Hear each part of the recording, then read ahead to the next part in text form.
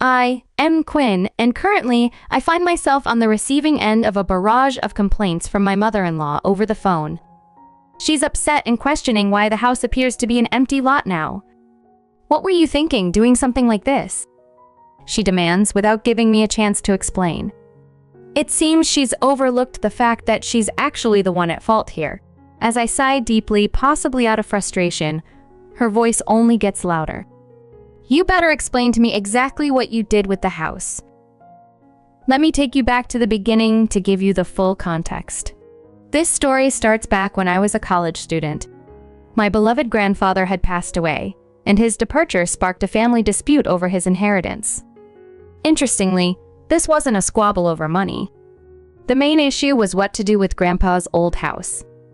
Disposing of it would be costly, and since everyone in the family already had their own residences, managing another property seemed too burdensome. As the discussions went back and forth, the house, though old, was still habitable, and the land it sat on was valuable, ideal for someone who wanted to live alone. I stepped up and volunteered to take over the house, receiving enthusiastic approval from my family. So, as a university student, I took ownership of the house and land. There were inheritance taxes involved, of course, but that was a different matter. I managed to pay these off by borrowing money from my parents and working part-time jobs. By the time I graduated, the house and land were fully mine. After university, I began a career at a customer services, and a friend introduced me to a wonderful man named Milo, who later became my husband. We agreed to live in my grandfather's house. Although the house was old and not very modern, Milo never complained, which I greatly appreciated. This set the stage for a blissful, newlywed life. However, our peaceful life soon encountered an unexpected twist when my mother-in-law announced she wanted to move out of her current apartment and asked if they could stay with us until they found a new place. Her request included her, my father-in-law, and my sister-in-law, 2 additional people moving into our home. I was taken aback and hesitated, but she slyly added, "The contract on our apartment is ending soon, and it would save us a lot of money if we didn't renew it. You'll help us out, right?" Despite my reservations, they moved in. Our house was spacious enough, and from my perspective as a working wife, having my mother-in-law's assistance with the housework seemed beneficial. But I was wary that living together might strain our otherwise pleasant relationship. Unfortunately, my fears were realized. My mother-in-law and sister-in-law seldom helped around the house, and my father-in-law would return late, expecting meals ready. Initially, I tolerated the situation, but my patience quickly faded. "Please help with the housework," I implored my mother-in-law, reminding her of her promise. "Did I promise that?" she replied innocently, feigning forgetfulness. Then my sister-in-law chimed in, accusing me of disrespecting my husband's parents. "But this is my house," I asserted. "So what? You're our daughter-in-law, and what belongs to you belongs to us too," they argued. Caught in this difficult situation, I realized that even in my own home, boundaries and respect were sorely lacking. I was utterly speechless by the end. Despite numerous attempts at reasoning with them, my mother-in-law and sister-in-law continued their carefree ways, partying and shirking any household responsibilities. When I sought help from my father-in-law, he sternly reminded me of my role, saying, "You are our daughter-in-law. You should respect us. Defying your in-laws could lead to divorce, and you'll find yourself out on the street." He clearly misunderstood my position. Although I wasn't thrilled about the idea of divorce, being independently stable with a job and owning property like a house and land meant that the threat of divorce did not frighten me. Moreover, decisions about my marriage should rest between my husband and me, not dictated by his parents. Frustrated but recognizing the futility in arguing, I resolved quietly to myself that they needed to leave. However, discussing their departure with them was like talking to a wall. Whenever I brought it up, they would skillfully change the subject, citing one reason or another to delay their exit. "Suspicious," I consulted with my husband. "Do you think they ever intend to leave?" To which he replied thoughtfully, "Now that you mention it, they do seem to be stalling. We should look into this further." A month later, while I was gearing up to confront my mother-in-law about her lack of contribution, she surprisingly took the initiative. "Quinn, I want to apologize for always causing you trouble," she began, and then proposed a family trip as a way to make amends. Despite their previous attitude and lack of help, they now seemed remorseful and thought a bonding trip might be the perfect olive branch. Though skeptical, I entertained the idea, knowing it might be a step toward mending fences. Both of us may have misunderstandings. "A trip might be nice," I replied, choosing a conciliatory approach. They were thrilled and even suggested an overseas trip. "Where would you like to go?" My sister-in-law chimed in with excitement. "Anywhere is fine. You decide," I said, keeping it open. However, just as we were getting into the details, my sister-in-law hesitated and then admitted, "We don't have any money right now." The audacity of proposing a trip without funds was baffling. Yet before I could decline, my mother-in-law interjected with unexpected news. "Your dad is retiring soon, and he'll get a retirement bonus. We can pay you back with that. You just need to front the money for now." Given the assurance of the retirement bonus and considering his impending retirement, it seemed plausible enough that the funds would be available. Though slightly wary, I decided it might be wise to accept their proposal and keep the peace, hoping this gesture might actually pave the way for a better relationship. Thus, I agreed to the trip, and soon after, they excitedly announced that England would be our destination. The flight departs at noon from JFK International Airport, my sister-in-law informed me, confirming the plans. It appeared the trip was going to be expensive, but they reassured, as we said before, "Can you front the money for us?" Agreeing to this, I hoped that this trip might be the turning point in our strained relations, providing an opportunity to strengthen bonds and, perhaps, encourage a bit more appreciation and respect from their side. Although I agreed to cover the costs, which wasn't a minor amount, at that point it felt impossible to back out, especially since they had already made the reservations. I might as well try to enjoy it, I thought. On the day of the trip, I was supposed to meet the family 5 hours before our flight. My husband, Milo, had worked late the previous night and was staying at a hotel near the airport to make it easier for his morning commute. So, there I was, on the bus to the airport, when I decided to call Milo to check in. Before I could dial, however, a call came through from his phone. Expecting to hear his voice, I was surprised when it was my mother-in-law who answered. "Quinn, where are you now?" "I'm on the bus heading to the airport," I replied, puzzled. "That's unfortunate. We're about to board the plane now," she said with a tone that dripped sarcasm. "What? I don't understand," I stammered, confusion clouding my mind. She dropped the bombshell. "Actually, we're leaving at 9. Sorry, you're not included in our family-only trip. Have fun canceling your ticket last minute." She burst into laughter, clearly pleased with her deception. As I gripped my phone in shock, my sister-in-law took over, her voice taunting. "Are you upset? You must be, right? It's kind of fun for us." "Bye now," she giggled, and then abruptly, the call ended. Furious and still reeling from the betrayal, I attempted to contact Milo directly, but the calls wouldn't connect. By the time I arrived at the airport, just as the plane was taking off, airport staff confirmed it was too late. The plane had already taxied to the runway.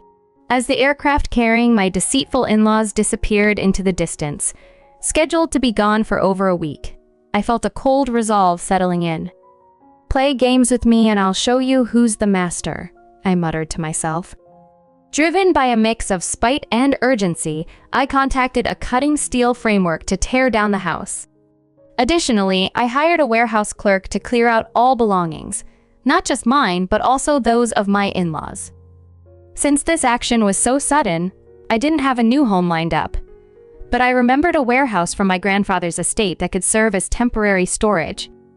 This warehouse, previously used for my grandfather's business, was now vacant, except for a large parking lot in front, which the local community used. I arranged for everything to be moved there. Later, I called my parents to inform them of my decision to rebuild the house. They were full of questions, but I promised to explain everything later and ended the call. Exhausted, I finally managed to fall asleep late that night, only to be awakened by an early morning call from an unknown number. Hesitant, I answered it, and to my surprise, it was Milo. "Quinn, are you okay now?" Has your fever gone down? He asked, sounding concerned. Confused, I pressed for details. Milo explained that he had been told by my mother-in-law that I was in the hospital with a severe fever, which is why I missed the flight. She had urged him to go on the trip without me, pretending to relay a message from me to enjoy his time. Realizing the depth of her manipulation, I was both shocked and infuriated at how far she had gone to deceive both of us.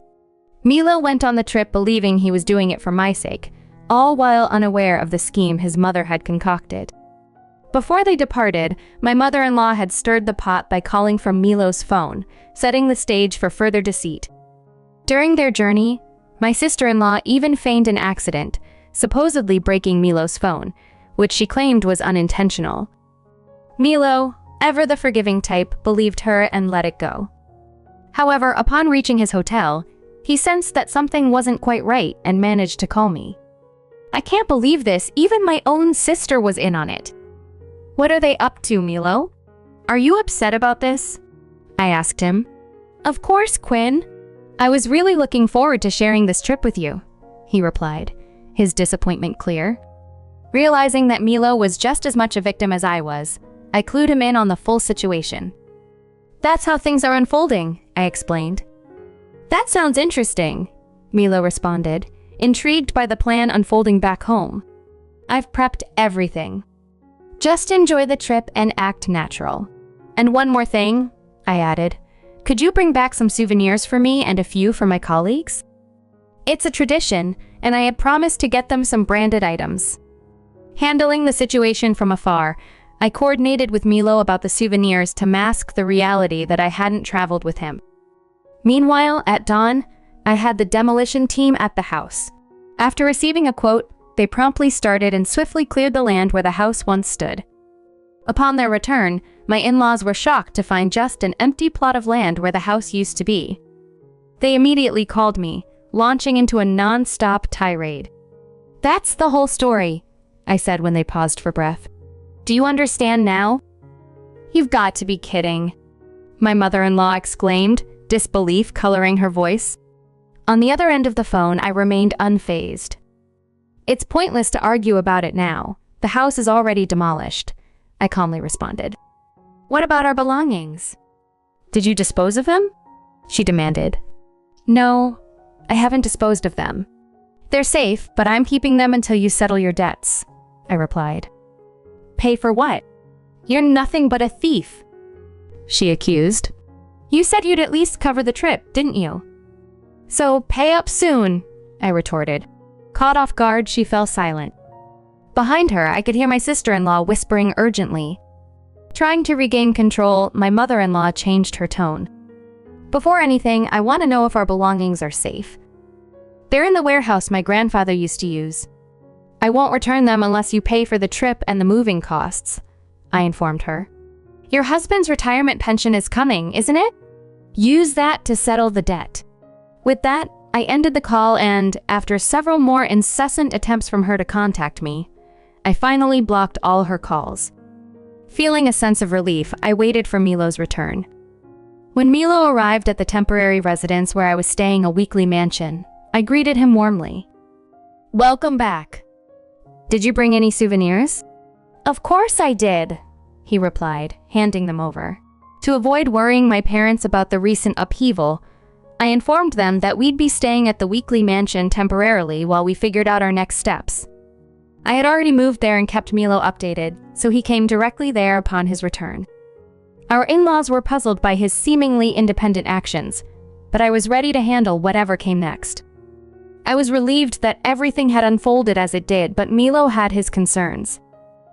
Quinn, if your mom pays up, are you going to forgive her and let them back into our lives if she promises not to interfere anymore? He asked one evening. I thought about it for a moment. If she pays, I'll return their belongings and consider forgiving her, I answered, although I wasn't sure if they would comply without causing a fuss. Don't worry though, the warehouse is locked tight. They can't get their things without settling their debt first. Despite my confidence, I knew better than to expect anything straightforward from my in-laws, who often lacked basic decency. This was confirmed early the next morning when my phone rang. It was still dark outside, and groggily, I checked the caller ID. It was an unknown number. "Sorry for the early call." "This is the police," the voice on the line said, jolting me awake. I sat up, instantly alert. "What's the issue?" I asked. "There's been a disturbance at your grandfather's warehouse," the officer explained. "A local who uses the parking lot reported it. We've apprehended an intruder causing a commotion there." "An intruder? And they claim to be a family member?" I was alarmed but not entirely surprised. My bad feeling was confirmed when Milo and I arrived at the scene. Several police cars were parked outside, and among them were my in-laws. "Quinn, help us!" my mother-in-law pleaded from inside a police car. With the officers watching, Milo and I had to apologize profusely, not just to the police but to locals disturbed by the commotion. Once things calmed down, we listened to my in-laws' story in the presence of a police officer. They claimed financial hardship, having squandered my father-in-law's retirement funds on travel and settling their debt. My sister-in-law even complained about needing her clothes for a blind date, which led them to break into the warehouse just to retrieve what they considered essentials. However, during their unauthorized entry, they stumbled upon photos from an investigation I had commissioned before they left for their trip. The photos revealed my mother-in-law and sister-in-law's frivolous escapades with men from the nightlife industry, and also showed that my father-in-law had been involved with a younger woman from his work. In fact, he hadn't retired but had been fired over the affair. Armed with these photos, I had planned to confront them upon their return, using the evidence as leverage to finally push them out of our lives. But now, with them having found the photos themselves, a chaotic argument ensued amongst them, revealing all their misdeeds. "You brought this on yourselves," I muttered under my breath as they bickered. Enraged, my mother-in-law turned to me. "What were you planning by keeping these photos?" "As if I care," I retorted coolly, unwilling to be dragged into their drama. "What have you done?" "This could ruin our family," my father-in-law shouted at me. "That's your fault, isn't it?" I shot back. "And if you have any complaints, I'll sue you for trespassing." Realizing they could face arrest, they quickly calmed down. It was clear they couldn't pay the debts they owed, so I offered them an alternative. "Would you rather work off your debt at a cannery or get arrested for trespassing?" Predictably, they chose the former. I managed to secure them jobs at a friend's cannery, where they started to work off their debt. Meanwhile, I took the opportunity to rebuild on the land where my grandfather's house once stood. The new house, while modern and convenient, retained echoes of the original home's spirit. Milo and I were starting our married life anew, hopeful and content in our new home, free from the tumult of the past.